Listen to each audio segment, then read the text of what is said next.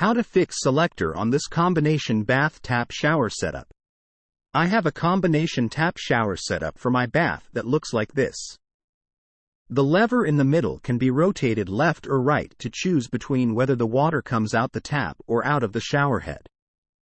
Recently it has come loose and will just rotate left-right without doing anything. With a bit of jiggling you can get the mechanism to engage and it will function.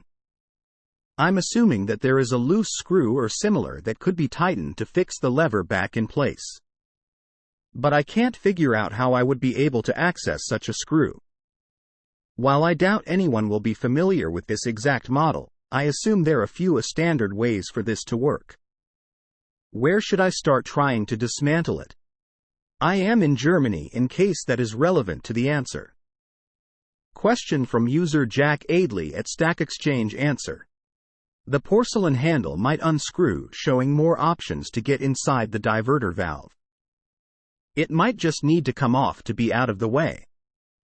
It might not unscrew and may come off as you complete the following steps. At the pivot point of that handle, there appears to be a porcelain-covered button with gold trim. Cover your drain so you don't lose parts.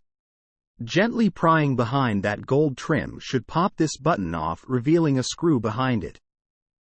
A strong fingernail is probably sufficient to pop the button off. If not, use a plastic screwdriver, old credit card or similar to avoid scratching the finish. If you don't have something plastic, carefully use a small flat blade screwdriver to pry. Unscrewing that will allow further disassembly. Take a lot of pics better. Have someone take them for you as you disassemble so you can remember how to reassemble it.